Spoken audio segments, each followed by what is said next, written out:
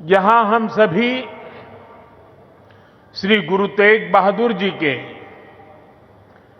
350वें बलिदान दिवस पर उन्हें नमन कर रहे हैं। इस आयोजन में हमारे बीच जो संत मौजूद हैं, जो सम्मानित संगत उपस्थित है, मैं आप सभी को श्रद्धापूर्वक नमन करता हूं। साथियों, 5-6 साल पहले एक और अद्भुत संयोग बना था। मैं उसका जिक्र भी जरूर करना चाहता हूं।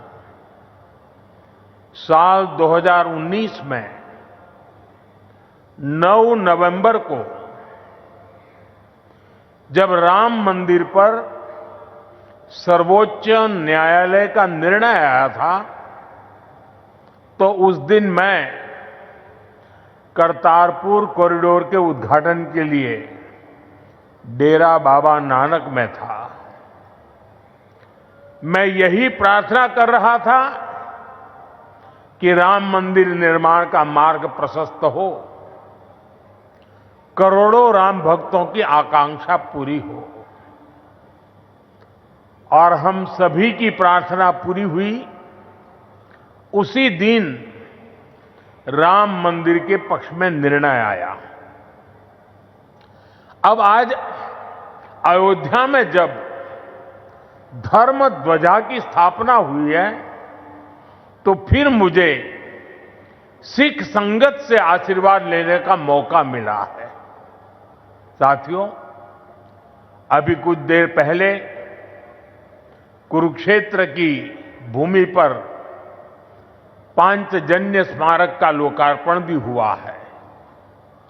कुरुक्षेत्र की इसी धरती पर खड़े होकर भगवान श्री कृष्ण ने सत्य और न्याय की रक्षा के उसे सबसे बड़ा धर्म बताया था। उन्होंने कहा था, स्वधर्मे निधनम श्रेय, अर्थात सत्य के मार्ग पर अपने धर्म के लिए प्राण देना भी श्रेष्ठ है। श्री गुरु तेग बहादुर जी ने भी सत्य, न्याय और आस्था की रक्षा को अपना धर्म माना, और इस धर्म की रक्षा उन्होंने अपने प्राण देकर की। इस ऐतिहासिक अवसर पर भारत सरकार ने श्री गुरु तेग बहादुर जी के चरणों में एक स्मृति डाक टिकट और विशेष सिक्का भी समर्पित करने का सौभाग्य पाया है। मेरा कामना है हमारी सरकार गुरु परंपरा की इसी तरह निरंतर सेवा करती रहे। साथियों, कुरुक्षेत्र की यह पवित्र भूमि सिख परंपरा का एक महत्वपूर्ण केंद्र है। इस भूमि का सौभाग्य देखिए, सिख परंपरा के लगभग सभी गुरु अपनी पावन यात्रा के दौरान यहां आए। जब 9वीं पातशाही श्री गुरु तेग बहादुर जी इस पवित्र भूमि पर पधारे, तो उन्होंने यहां अपने गहन तप और निर्भीक साहस की छाप छोड़ी थी। साथियों, श्री गुरु तेग बहादुर जी जैसे व्यक्तित्व इतिहास में विरले ही होते हैं। उनका जीवन, उनका त्याग, उनका चरित्र बहुत बड़ी प्रेरणा है। मुगल आक्रांताओं के उस काल में गुरु साहब ने वीरता का आदर्श स्थापित किया। हम सब जानते हैं कि श्री गुरु तेग बहादुर जी के शहीद होने से पहले क्या हुआ था। मुगल आक्रांताओं के उस काल में कश्मीरी हिंदुओं को जबरन धर्मांतरण किया जा रहा था। इस संकट के बीच पीड़ितों के एक दल ने गुरु साहब से सहयोग मांगा। तब से गुरु साहब ने उन पीड़ितों को जवाब दिया था कि आप सब औरंगजेब को साफ साफ कह दें, यदि श्री गुरु तेग बहादुर इस्लाम स्वीकार कर लें तो हम सब इस्लाम धर्म अपना लेंगे। साथियों, इन वाक्यों में श्री गुरु तेग बहादुर जी की निडरता, उसकी पराकाष्ठा थी। इसके बाद जिसकी आशंका थी वही हुआ। उस क्रूर औरंगजेब ने गुरु साहिब को बंदी बनाने का आदेश दिया, लेकिन गुरु साहब ने खुद दिल्ली जाने की घोषणा कर दी। मुगल शासकों ने उन्हें प्रलोभन भी दिए, लेकिन श्री गुरु तेग बहादुर अड़िग रहे। उन्होंने धर्म और सिद्धांतों से समझौता नहीं किया और इसलिए उनका मन तोड़ने के लिए गुरु साहब को पथ से डिगाने के लिए उनके सामने उनके 3 साथियों, भाई दयाला जी, भाई सतीदास जी, भाई मतीदास जी की निर्ममता से हत्या की गई। लेकिन गुरु साहब अटल रहे, उनका संकल्प अटल रहा। उन्होंने धर्म का रास्ता नहीं छोड़ा। तब की अवस्था में गुरु साहब ने अपना शीश धर्म की रक्षा को समर्पित कर दिया। साथियों, मुगल इतने पर ही नहीं रुके थे। उन्होंने गुरु महाराज के शीश को अपमानित करने का भी प्रयास किया, लेकिन भाई जेता जी ने अपने पराक्रम के बल पर उनके शीश को आनंदपुर साहब पहुंचाया। इसलिए ही श्री गुरु गोविंद सिंह जी ने लिखा है, तिलक जंजू राखा प्रभता का, तेग बहादुर सी क्रिया करीन किन्नु आन। इसका अर्थ था कि धर्म का तिलक सुरक्षित रहे, लोगों की आस्था पर अत्याचार न हो, इसके लिए गुरु साहिब ने सब कुछ न्यौछावर कर दिया। साथियों, आज गुरु साहब की इसी बलिदान भूमि के रूप में आज दिल्ली का शीशगंज गुरुद्वारा हमारी प्रेरणा का एक जीवन स्थल बनकर खड़ा है। आनंदपुर साहब का तीर्थ हमारी राष्ट्रीय चेतना की शक्ति भूमि है और आज हिंदुस्तान का जो स्वरूप शेष है, उसमें गुरु साहब जैसे युग पुरुषों का त्याग और समर्पण समाहित है। और इसी त्याग के कारण श्री गुरु तेग बहादुर साहब को हिंद दी चादर कहकर पूजा जाता है। साथियों, हमारे गुरुओं की परंपरा हमारे राष्ट्र के चरित्र, हमारी संस्कृति और हमारी मूल भावना का आधार है। और मुझे संतोष है कि पिछले 11 वर्षों में हमारी सरकार ने इस पावन परंपराओं को, सिख परंपरा के हर उत्सव को राष्ट्रीय उत्सव के रूप में भी स्थापित किया है।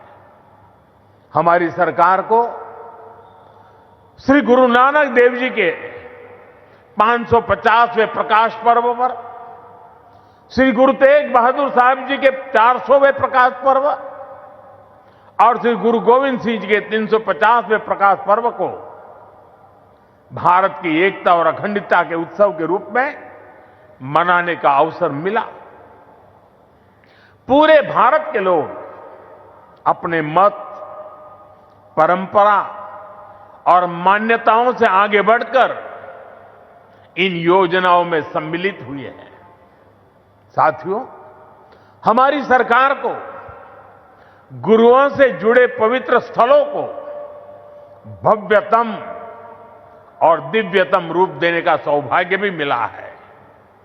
बीते एक दशक में अनेक ऐसे अवसर आए हैं जब मैं व्यक्तिगत रूप से गुरु परंपरा के आयोजनों का हिस्सा बना। कुछ समय पहले जब अफगानिस्तान से गुरु ग्रंथ साहब के 3 मूल स्वरूप भारत आए थे तो यह हर देशवासी के लिए गौरव का क्षण बना था। साथियों, हमारी सरकार ने गुरुओं के हर तीर्थ को आधुनिक भारत के स्वरूप से जोड़ने का प्रयास किया है।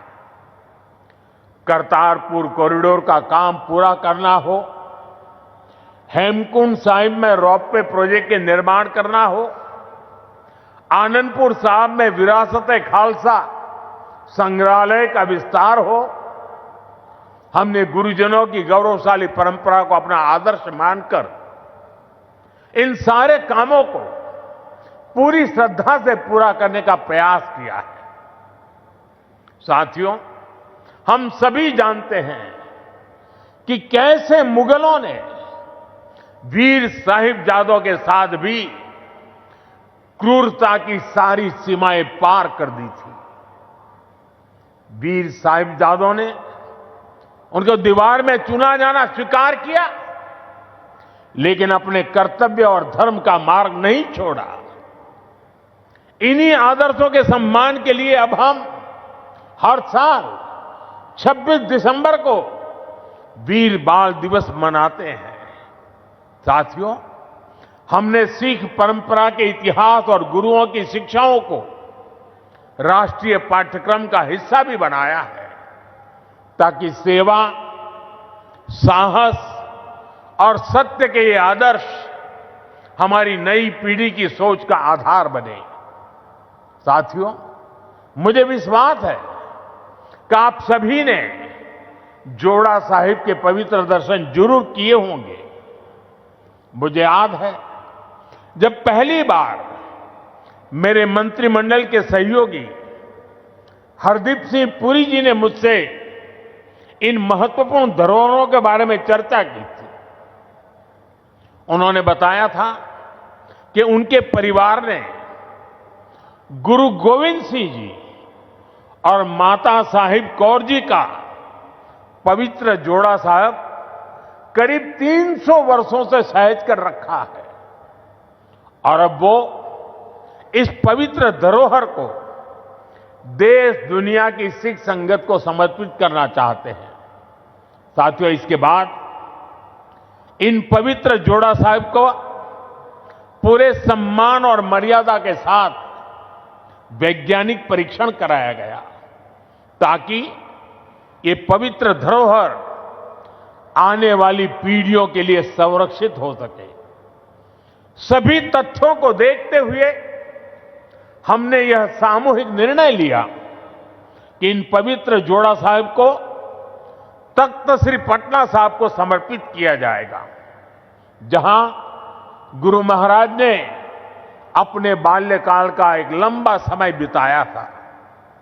पिछले महीने एक पावन यात्रा के रूप में गुरु महाराज के ये पावन जोड़ा साहिब दिल्ली से पटना साहिब ले जाए गए और वहां मुझे भी इन पवित्र जोड़ा साहिब के सामने अपना शीश नवाने का अवसर मिला।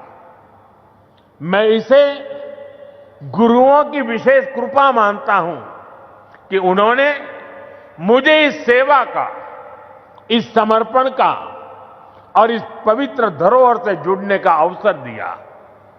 साथियों, गुरु तेग बहादुर साहब जी की स्मृति हमें यह सिखाती है कि भारत की संस्कृति कितनी व्यापक, कितनी उदार और कितनी मानवता केंद्रित रही है। उन्होंने सर्वत का भला का मंत्र अपने जीवन से सिद्ध किया। आज का यह आयोजन सिर्फ इन स्मृतियों और सीखों के सम्मान का क्षण नहीं है, यह हमारे वर्तमान और भविष्य के लिए एक महत्वपूर्ण प्रेरणा भी है। गुरु साहब ने सिखाया है, जो नर दुख में दुख नहीं माने, सो ही पूर्ण ज्ञानी। यानी जो विपरीत परिस्थितियों में भी अड़िग रहता है, वही सच्चा ज्ञानी है, वही सच्चा साधक है। इसी प्रेरणा के साथ हमें हर चुनौती को पार करते हुए अपने देश को आगे ले जाना है, अपने भारत को विकसित बनाना है। साथियों, गुरु साहब ने ही हमें सिखाया है, भय काहू को देत न भय मानत आन। यानी हम न किसी को डराएं और न किसी से डरकर जिए। यही निर्भयता समाज और देश को मजबूत बनाती है। आज भारत भी इसी सिद्धांत पर चलता है। हम विश्व को बंधुत्व की बात भी बताते हैं और अपनी सीमाओं की रक्षा भी करते हैं। हम शांति चाहते हैं, लेकिन अपनी सुरक्षा से कोई समझौता नहीं करते। ऑपरेशन सिंदूर इसका सबसे बड़ा उदाहरण है। पूरे विश्व ने यह देखा है, नया भारत न डरता है, न रुकता है और न आतंकवाद के खिलाफ झुकता है। आज का भारत साहस और स्पष्टता के साथ पूरी शक्ति से आगे बढ़ रहा है। साथियों, आज इस अहम अवसर पर मैं हमारे समाज से, युवाओं से जुड़े एक ऐसे विषय पर भी बात करना चाहता हूं जिसकी चिंता गुरु साहब ने भी की थी। ये विषय नशे का है, ड्रग्स का है। नशे की आदत ने हमारे अनेक नौजवानों के सपनों को गहरी चुनौतियों में धकेल दिया है। सरकार इस समस्या को जड़ से समाप्त करने के लिए सारे प्रयास भी कर रही है, लेकिन यह समाज की, परिवार की भी लड़ाई है। और ऐसे समय में श्री गुरु तेग बहादुर साहब की शिक्षा हमारे लिए प्रेरणा भी है और समाधान भी है। हम सब जानते हैं कि जब गुरु साहब ने आनंदपुर साहब से अपनी यात्रा प्रारंभ की, तो उन्होंने अनेकों गांवों में संगत को अपने साथ जोड़ा। उन्होंने ना सिर्फ उनकी श्रद्धा और आस्था का विस्तार किया, बल्कि इन क्षेत्रों में रहने वाले समाज का आचरण भी बदला। इन गांवों में रहने वाले लोगों ने हर तरह के नशे की खेती छोड़ी और गुरु साहब के चरणों में अपना भविष्य समर्पित किया। गुरु महाराज के दिखाए इसी मार्ग पर चलते हुए यदि समाज, परिवार और युवा मिलकर नशे के खिलाफ निर्णायक लड़ाई लड़ने का काम करें, तो ये समस्या जड़ से समाप्त हो सकती है।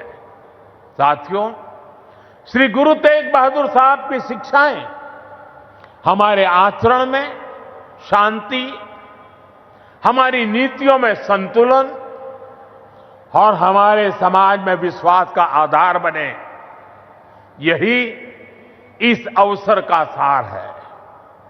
आज जिस तरह से पूरे देश में श्री गुरु तेग बहादुर का ये शहीदी दिवस मनाया जा रहा, वो ये बताता है कि गुरुओं की सीख आज भी हमारे समाज की चेतना में कितनी जीवंत है। इसी भावना के साथ की ये सारे आयोजन भारत को आगे ले चलने में हमारी युवा पीढ़ी की सार्थक प्रेरणा बने। एक बार फिर आप सभी को मेरी अनेक अनेक शुभकामनाएं हैं। वाहेगुरु जी का खालसा, वाहेगुरु जी की फतेह।